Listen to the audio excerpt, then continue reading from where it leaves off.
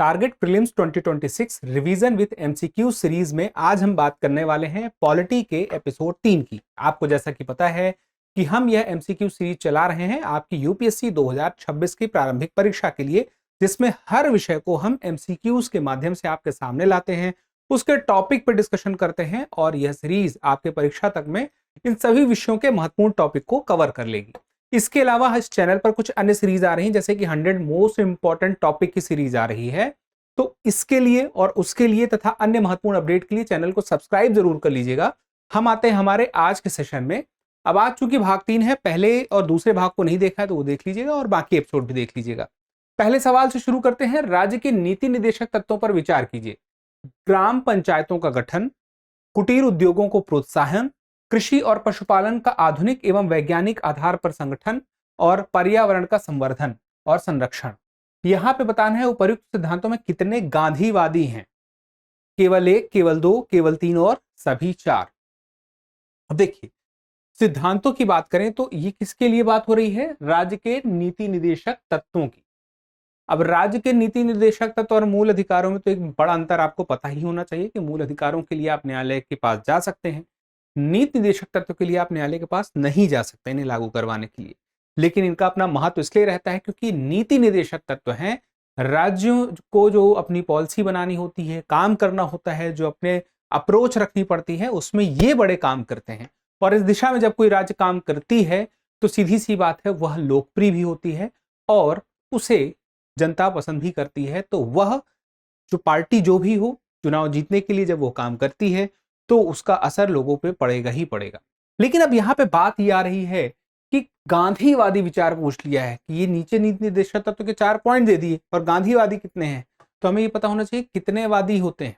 गांधीवादी है, समाजवादी है, उदारवादी है। तो गांधीवादी के अलावा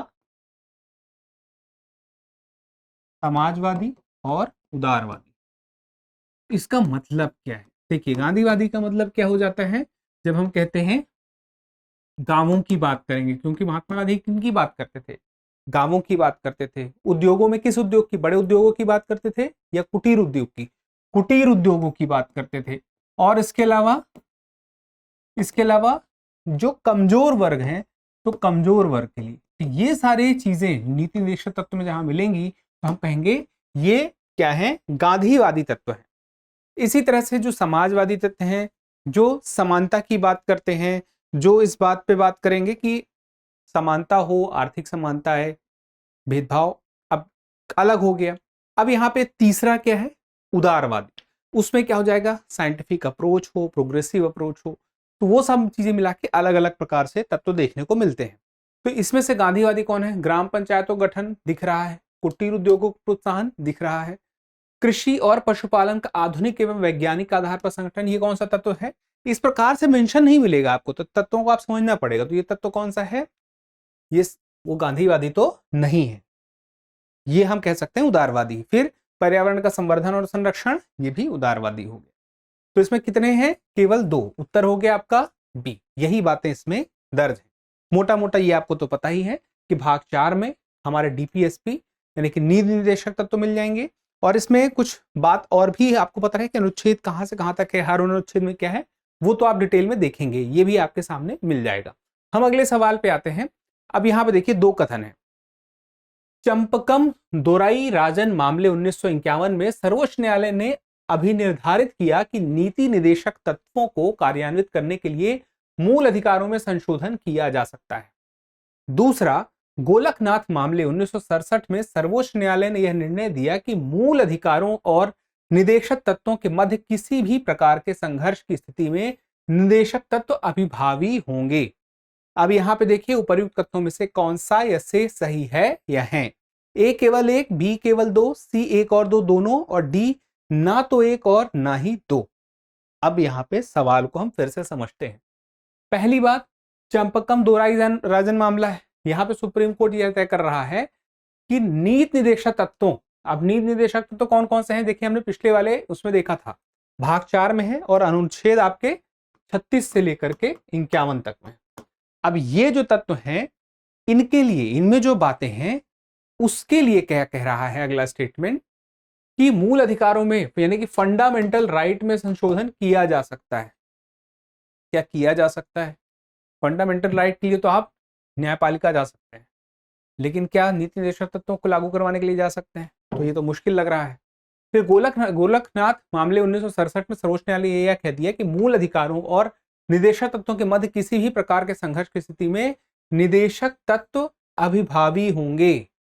अभिभावी होंगे, अभिभावी का मतलब क्या है कि उनका प्रभाव ज्यादा रहेगा या उनका प्रभाव रहेगा या वो प्रभावी रहेंगे, दोनों के कंपेयर में। तो अब यहां पे ये क्या कहने, नीति निदेशक तत्वों के मध्य किसी प्रकार की स्थिति में निदेशक तत्व, यानी कि महत्व किसको दे दिया? निदेशक तत्व को। दोनों में अगर कहीं पे कॉन्फ्लिक्ट आता है तो अब ये बड़ी बात हो गई। अब आपको बताना है कौन सही है, एक दो दोनों, या तो इनमें से कोई नहीं। क्या जवाब होगा? कमेंट करके बताइएगा। इसका सही जवाब है डी। डी का मतलब है इनमें से कोई नहीं, ना तो एक और ना ही दो। क्योंकि अब देखिए, हम यहाँ पे जो फंडामेंटल राइट है आपका एक तरफ, और एक तरफ नीति निदेशक तत्व है। अब इनके बीच में जो मुद्दे हैं कुछ मामलों में, चंपकम, दोराई राजन, गोलकनाथ, मिनर्वा मिल्स, इन सब को देखते हैं। तो 1951 में क्या हो, उच्च न्यायालय ने यह निर्धारित कर दिया कि मूल अधिकारों और राज्य के नीति निदेशक तत्व के बीच संघर्ष होता है तो अभिभावी यानी कि प्रभावी कौन रहेगा? फंडामेंटल राइट संघ रहेगा। तो ये तो बहुत क्लियर बात हो गई। फिर इस बात को और मजबूत कर दिया गोलकनाथ मामले ने 1967 में। मजबूत कैसे किया? इन्होंने ये कह दिया कि संशोधन के बारे में, मूल अधिकार जिसे अलंघनीय बताया गया है, में संशोधन न्यूनन या उसे समाप्त नहीं कर सकती। अब देखिए यहां पे क्या है, उच्चतम न्यायालय ने निर्णय क्या दिया कि संसद किसी भी मूल अधिकार को समाप्त नहीं कर सकती। संसद निदेशक तत्वों को प्रवर्तित करने के उद्देश्य से भी मूल अधिकारों में संशोधन नहीं कर सकती। यानी कि नीति निर्देशक तत्व को लाने के लिए मूल अधिकारों में संशोधन नहीं हो सकता। एक तो पहले ही फंडामेंटल राइट प्रभावी था, और अगर नीति निर्देशक तत्वों को प्रभावी बनाना है तो उसके लिए हम इसको कमजोर नहीं कर सकते। और मजबूत हो गया।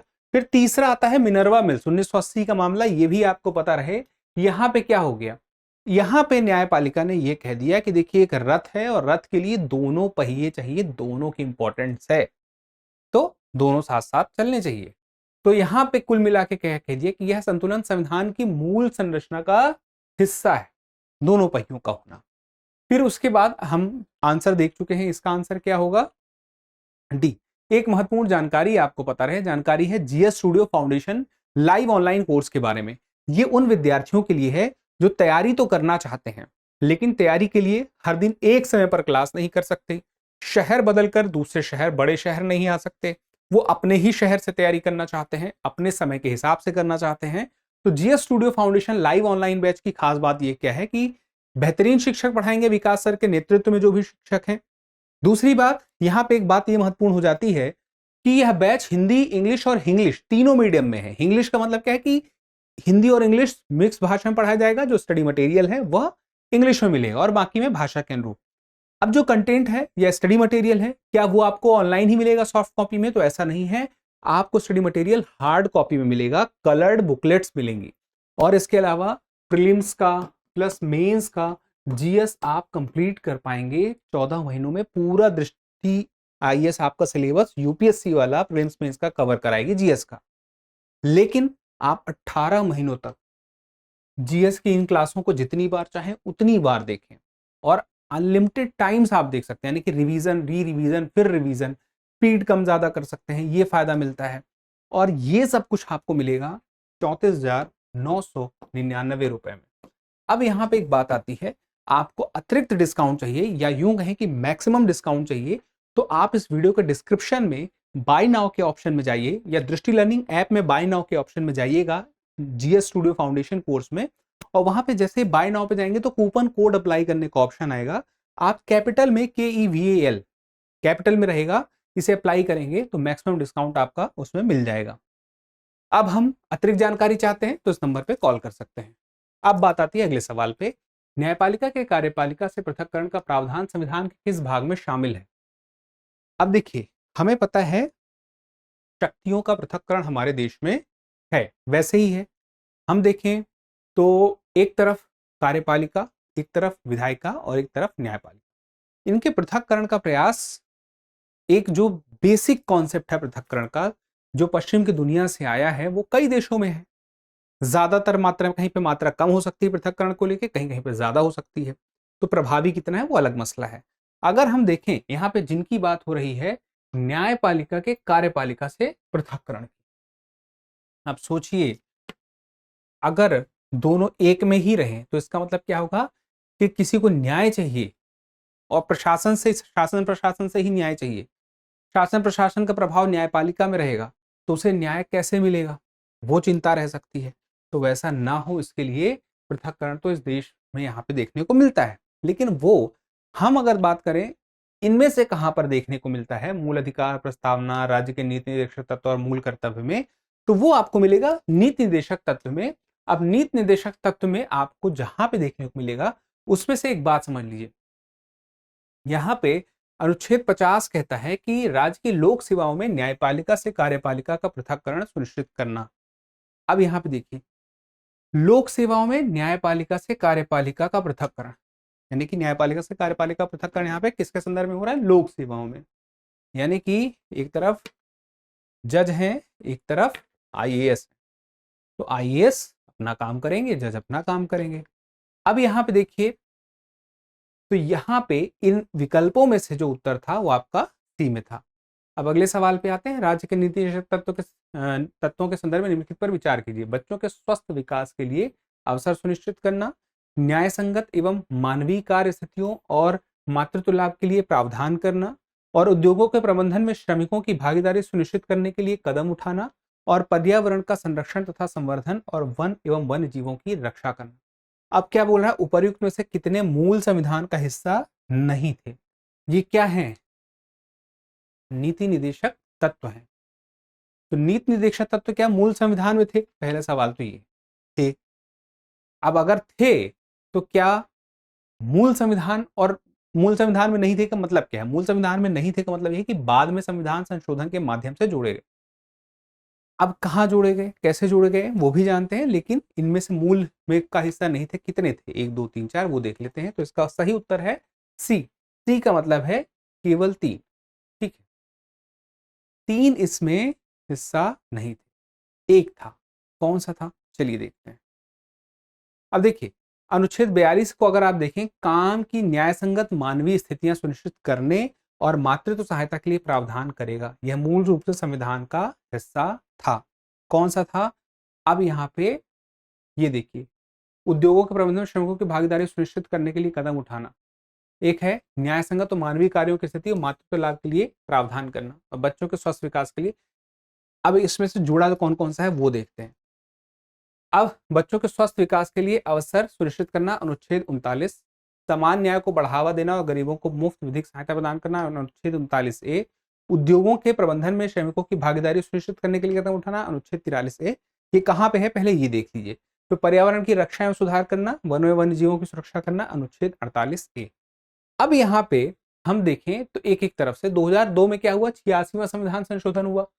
अनुच्छेद 45 को संशोधित किया गया और प्रारंभिक शिक्षा को कहां डाल दिया गया? अब प्रारंभिक शिक्षा को अनुच्छेद 21A के तहत मौलिक अधिकार, फंडामेंटल राइट। ये सवाल तो रहता ही अलग से।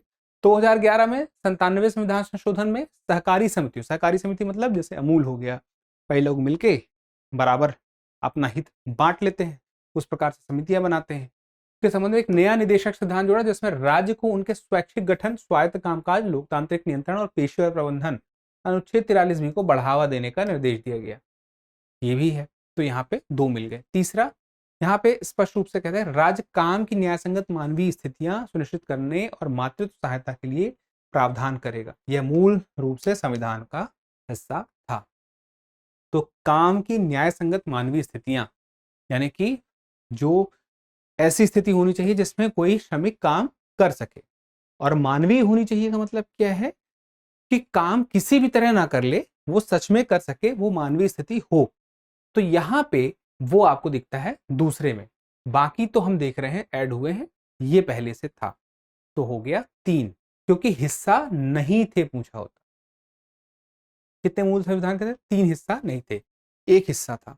अगर ये होता कितने थे तो हम बोलेंगे फिर हो जाता केवल 1। अब अगले सवाल पे आते हैं। मूल कर्तव्यों के संबंध में निम्नलिखित कथनों पर विचार कीजिए।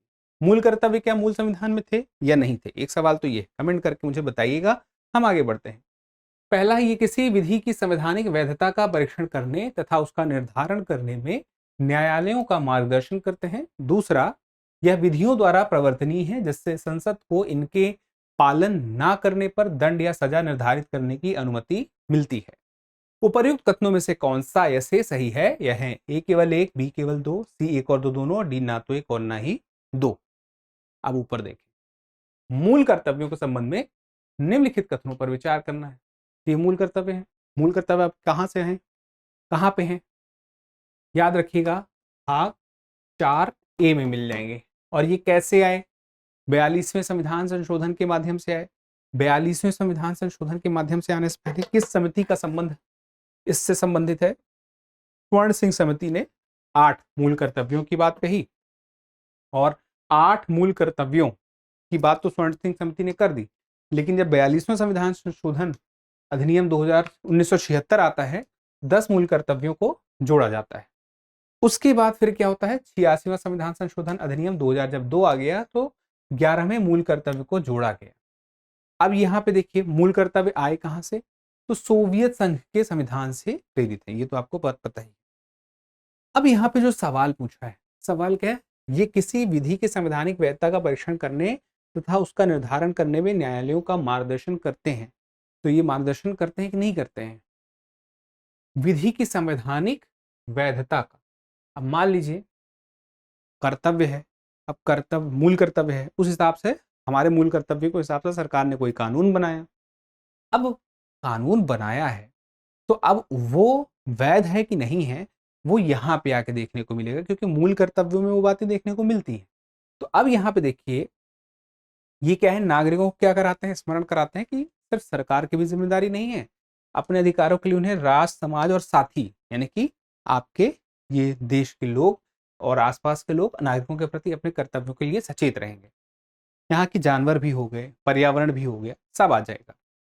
अब संवैधानिकता का परीक्षण करने का अगर हम मामला देखें तो एक केस है मोहन कुमार सिंघानिया, 1991 का था ये, और सर्वोच्च न्यायालय ने यहाँ पे अस्पष्ट विधियों की संवैधानिक निर्धारित करते समय, यानी कि वो कितनी संवैधानिकता है, उसके लिए अनुच्छेद 51A का प्रयोग किया जा सकता है, ये बात स्पष्ट कर दी थी। अब रामलीला मैदान घटना मामले में इस स्थिति की पुष्टि भी की गई। रामलीला मैदान का घटना का मामला क्या है? सरकार के खिलाफ एक आंदोलन चल रहा था, वो हिंसक नहीं था, लेकिन फिर रात को पुलिस कार्रवाई होती है जिसमें एक तरफ से जिसमें प्रशासन की या हम कहें सरकार की गलती भी बताई गई, दूसरी तरफ ये भी कहा गया कि आंदोलन करने वालों को भी हिंसक नहीं होना चाहिए, उन्हें अहिंसात्मक तरीके से लड़ाई अपनी या आंदोलन अपना करना चाहिए। तो वहां पे भी उनके मूल कर्तव्यों को लेकर के एक बार चर्चा हुई थी। अब ये कर्तव्य विधि द्वारा प्रवर्तनीय बताए जा सकते हैं, जिसे संसद को इनके पालन ना करने पर उचित दंड या सजा निर्धारित करने का अधिकार मिलता है। यानी कि जो मूल कर्तव्य है पर्यावरण को लेकर के ही, उस पर मान लीजिए कोई कानून बनता है। अब जब वो कानून बन गया है कि संवैधानिकता भी चेक कर ली गई है, तो अब वहां पे दंड का अगर प्रावधान है तो दंड का प्रावधान है तो वो हो सकता है, उचित दंड हो सकता है, यानी कि संसद ऐसा प्रावधान कर सकती है। तो ये बात कथन सही है, पहला भी सही था, दूसरा भी सही है, उत्तर हमारा सी है, यानी कि एक और दो दोनों। अगले सवाल पे आते हैं, मूल कर्तव्यों के संदर्भ में विविधता के निम्नलिखित प्रकारों पर विचार कीजिए। धार्मिक विविधता, भाषाई विविधता, क्षेत्रीय विविधता, आर्थिक विविधता। अब आपको बताना है सद्भाव को बढ़ावा देने के क्रम में मूल कर्तव्यों उपर्युक्त में से कितनों का स्पष्ट उल्लेख है।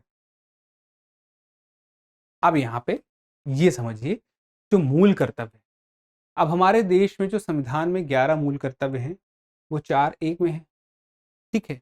अब उन 11 मूल कर्तव्यों को लेकर के जब इसमें कह दिया कि वो हैं किस किस से संबंधित या किस सद्भाव को बढ़ावा देते हैं, तो धार्मिक विविधता को बढ़ावा देते हैं, भाषाई विविधता को बढ़ावा देते हैं, क्षेत्रीय विविधता, क्योंकि हमारे देश में देखें अलग अलग क्षेत्र हैं, बड़ा देश है, अलग अलग भाषाएं हैं, अलग अलग धर्म हैं। आर्थिक विविधता यानी कि अलग अलग जैसे कोई 1 लाख महीने कमाने वाला हो, कोई 10,000 महीने कमाने वाला हो, कोई 1 करोड़ महीने कमाने वाला हो, और इस प्रकार की अगर विविधता है तो इस विविधता को बढ़ावा देने का या एक सद्भाव के रूप में बढ़ावा देने का, ऐसा तो कोई कर ही नहीं सकता। मतलब एक लॉजिक भी अगर हम देखें तो ये नहीं है। सद्भाव को बढ़ावा देने के क्रम में आर्थिक विविधता ऑटोमेटिक समझ में आ रहा है कि नहीं होगा। तो यहाँ पे उत्तर छठवें का सी हो गया, क्योंकि केवल 3 ही इसमें से स्पष्ट उल्लेख कर रहे हैं। अब उसके बाद आगे हम बढ़ते हैं। निम्नलिखित प्रकार के बहुमतों पर विचार कीजिए। संसद का साधारण बहुमत, संसद का विशेष बहुमत और आधे राज्य विधानमंडलों के अनुसमर्थन सहित संसद का विशेष बहुमत और उसके बाद संसद का प्रभावी बहुमत। अब आपको बताना है उपर्युक्त बहुमतों में से कितनों का उल्लेख संविधान के अनुच्छेद 368 में किया गया है। 1 2 3 4। सही जवाब क्या है? बी। बी का मतलब हो गया केवल 2। देखिए 3 तरीके, हम बहुमतों की बात करें तो 3 बहुमत आपको एटलीस्ट ये आइडिया हो कि किस किस प्रकार से होते हैं। तो एक तो होता है साधारण बहुमत, फिर एक होता है विशेष बहुमत और एक होता है आधे राज्य विधानमंडलों के अनुसमर्थन से संसद का विशेष बहुमत। प्रभावी बहुमत अलग होता है। प्रभावी बहुमत भी यहाँ पे हम देखें तो यह संविधान में अनुच्छेद 368 के तहत नहीं आता है। साधारण बहुमत संविधान संशोधन में कहीं पे इस्तेमाल होते। देखिए हम साधारण बहुमत की बात करें तो अगर मान लीजिए नया राज्य को स्थापित करना है, जैसे तेलंगाना बना, उत्तराखंड बना, छत्तीसगढ़ बना, या दूसरे देश का कोई क्षेत्र हमने अपने देश में शामिल किया तो इसके लिए अनुच्छेद 2 है, या देश के अंदर से ही कुछ राज्यों की सीमाओं का पुनर्निर्धारण करके नया राज्य का पुनर्गठन किया गया, इसके लिए अनुच्छेद 3 है। तो अनुच्छेद 2 और 3 जो है यहाँ पे साधारण बहुमत की जरूरत होती है। लेकिन हम बात करें विशेष बहुमत की, तो अब ये जो साधारण बहुमत था ये 368 के तहत नहीं आता है, लेकिन विशेष बहुमत आता है। विशेष बहुमत का मतलब क्या हुआ? जो संसद में उपस्थित हैं और मतदान करने वाले हैं उनकी संख्या 2/3 होनी चाहिए कुल संख्या का। ठीक है, यानी कि 100 है, यहाँ पे 2/3 इसका होना चाहिए। ठीक है। अब तीसरा, आधे राज्य विधानमंडलों के अनुसमर्थन सहित संसद का विशेष बहुमत। अब विशेष बहुमत में एक बात और ये भी आ जाती है, जो कुल संख्या है उसकी आधे से ज्यादा लोगों का वोट होना चाहिए।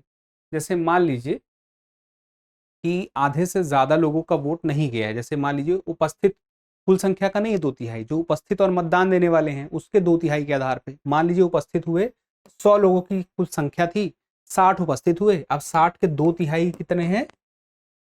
वोट डाल दिए, तो क्या इससे विशेष बहुमत हो जाएगा? नहीं हो पाएगा, क्योंकि जो कुल संख्या है उसका भी आधे से ज्यादा चाहिए। यानी कि 100 कुल संख्या थी तो 51 तो होना चाहिए 100 से ज्यादा।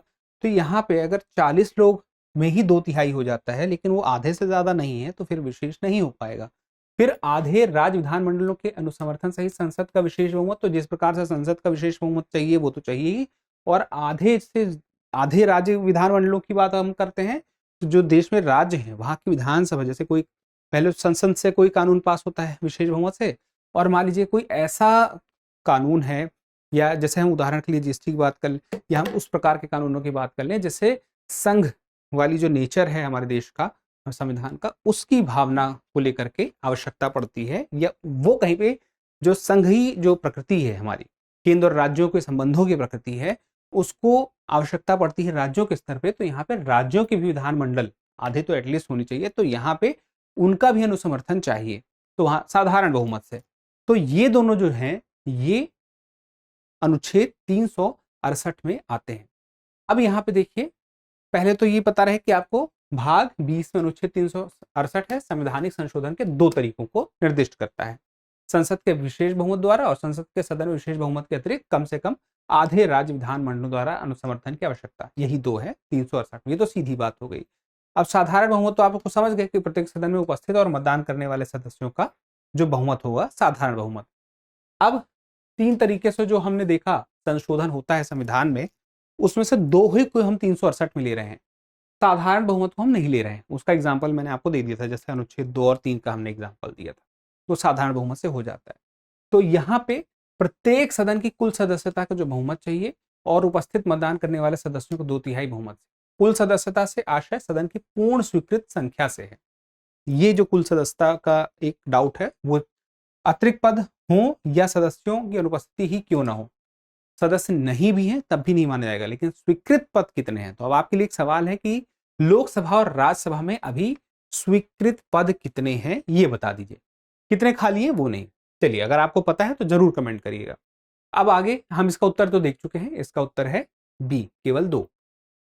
अगला सवाल है, केंद्र और राज्यों के बीच कार्यकारी कार्यों के पारस्परिक वितरण के संदर्भ में निम्नलिखित कथनों पर विचार कीजिए। पहला, राष्ट्रपति किसी राज्य के राज्यपाल की सहमति से उस राज्य सरकार को संघ के किसी भी कार्यकारी कार्य को सौंप सकता है। दूसरा, किसी राज्य का राज्यपाल केंद्र सरकार की सहमति से राज्य के किसी भी कार्यकारी कार्य को केंद्र सरकार को सौंप सकता है।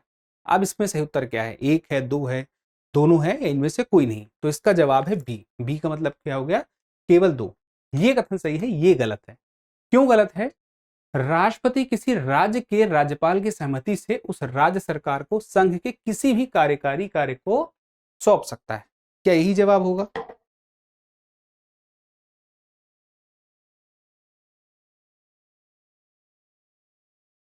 बताइए। तो इसमें यह होगा कि राष्ट्रपति किसी राज्य के राज्यपाल की सहमति से उस राज्य सरकार को संघ के किसी भी कार्यकारी कार्य को सौंप सकता है।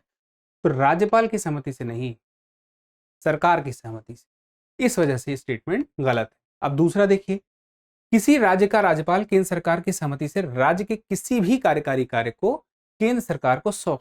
तो यहां पे सही अथॉरिटी जा रही है, राज्य का राज्यपाल, फिर उसके बाद केंद्र सरकार की सहमति से राज्य के किसी भी कार्यकारी कार्य को केंद्र सरकार को सौंप सकता है। तो यहां पे सही उत्तर होगा बी। तो कथन 1 सही नहीं है, कथन 2 सही है। राज्यपाल केंद्र सरकार की सहमति से राज्य के किसी भी कार्यकारी कार्य को केंद्र सरकार को सौंप सकता है। तो यहां पे एक बात बहुत स्पष्ट रहे कि कभी कभी ऐसा होता है कि इसके लिए हमें अनुच्छेद हमें अगर अनुच्छेद का अंदाजा नहीं है तो यहाँ पे संविधान का कौन सा अनुच्छेद काम कर रहा है? इस संविधान में अनुच्छेद 258 काम कर रहा है और 258 ए काम कर रहा है। स्टेटमेंट ए को अगर आपको जानना है तो आपको 258 देखना होगा, स्टेटमेंट बी को जानना है तो 258 ए देखना होगा। तो आपको इस सवाल के जवाब का अंदाजा लग जाएगा। अब आपके लिए एक छोटा सा अभ्यास प्रश्न है, संघ और राज्यों की उधार लेने की शक्तियों के संदर्भ में निम्नलिखित कथनों पर विचार कीजिए। केंद्र सरकार केवल राजकोषीय उत्तरदायित्व एवं उधार विनियमन अधिनियम 2010 द्वारा निर्धारित सीमाओं के तहत ही भारत या विदेश से उधार ले सकती है। दूसरा, राज्य सरकार केवल संसद द्वारा निर्धारित उधार सीमा के तहत राज्य की संचित निधि की प्रतिभूति पर भारत के अंदर से उधार ले सकती है। अब उपर्युक्त कथनों में से कौन सा से सही है? ए केवल 1, बी केवल 2, एक और 2 दोनों, ना तो 1 और ना ही 2। तो इस सवाल का जवाब जरूर दीजिएगा, चैनल सब्सक्राइब कर लीजिएगा। हमारी मुलाकात अगले सेशन में भी होगी। मिलते हैं, धन्यवाद। अब एग्जाम की तैयारी को और बेहतर करने के लिए हमारे चैनल को लाइक, शेयर और सब्सक्राइब करना ना भूलें।